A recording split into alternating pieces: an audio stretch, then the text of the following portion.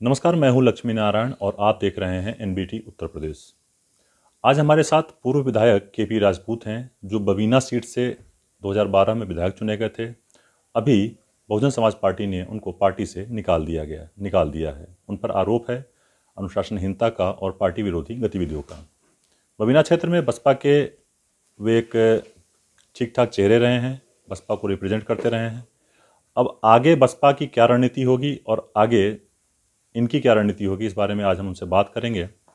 विधायक जी, सबसे पहले तो हम आपकी प्रतिक्रिया जानना चाहेंगे। सूचना आपको भी मिल गई होगी आपके निष्कासन की।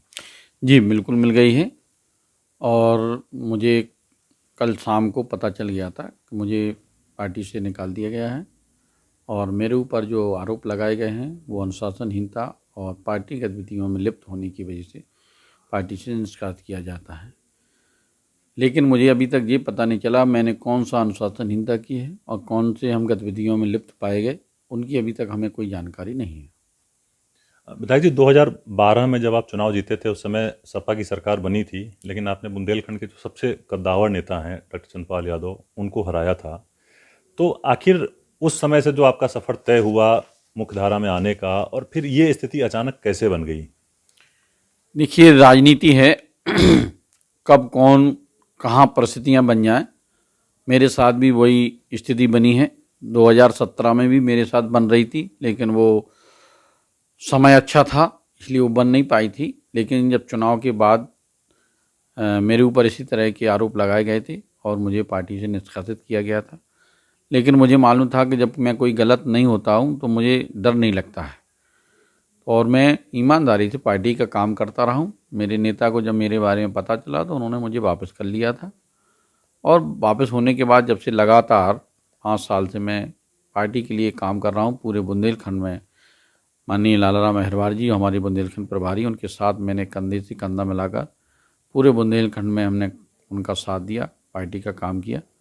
और जब से मुझे जिला पंचायत के चुनाव के बाद मुझे कहा गया कि आप विधानसभा की तैयारी करो, मैंने विधानसभा की तैयारी में अपने लग गए और मैं लगातार अपनी विधानसभा की तैयारी में लगा हुआ था। बीच में मुझे बुलाया गया कि बहन जी ने आपको बुलाया है।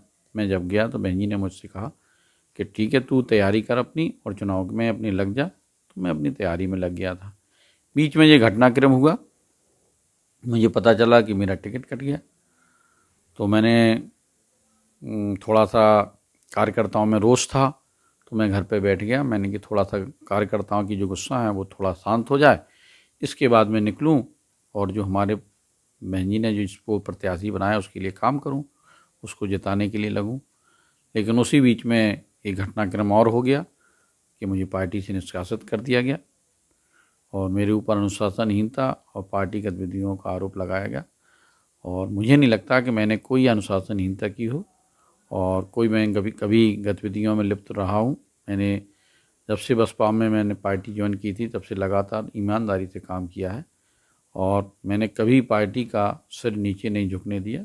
जहाँ भी बैठा हूँ, जहाँ भी खड़ा हूँ, अगर पार्टी की कोई बात आई हो तो पूरी दमदारी के साथ अपनी पार्टी की बात रखी है और पार्टी की बात सामने वाले को मनवा कर ही लौटे हैं। चर्चा इस बात की थी, जो अभी जिस टिकट की बात चल रही है, कि यदि आपको बबीना से टिकट नहीं मिलता है तो संभवतः आपने किसी पार्टी से या निर्दलीय, मतलब आपने ये तय कर लिया था कि चुनाव तो आपको लड़ना ही है, और शायद ये मैसेज पार्टी तक पहुंचा तो निकाला गया। तो इस बात में कितनी सच्चाई है?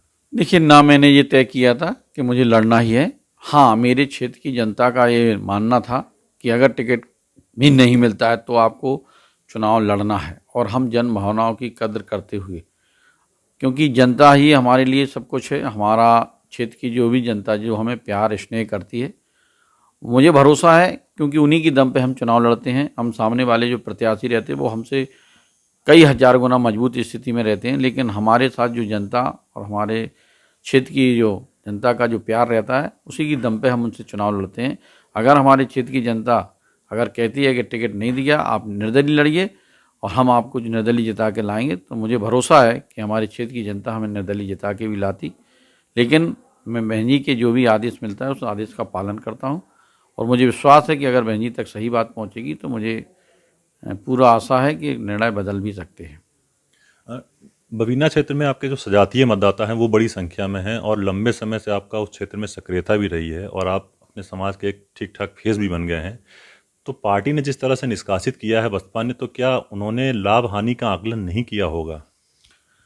हाँ, ये तो सही बात है कि अगर हमारे जो क्षेत्र के हमारे नेता हैं, जो हमारे कोऑर्डिनेटर हैं, मंडल के हों चाहे बुंदेलखंड के हों, अगर वो उनको सबको मालूम था कि बबीना विधानसभा सीट बहुजन समाज पार्टी जीत रही है, कृष्णपाल राजपूत चुनाव जीत रहे हैं, लेकिन आपसी कोई टीस की वजह से इस तरह के निर्णय कराए जाते हैं और हमारे नेता को पूरी सही जानकारी नहीं दी जाती है और अपने स्वार्थ के हिसाब से जानकारी दी जाती है, जिसमें उनका स्वार्थ सिद्ध हो जाए और सामने वाले का हम नुकसान करना चाह रहे हैं तो उसका नुकसान हो जाए।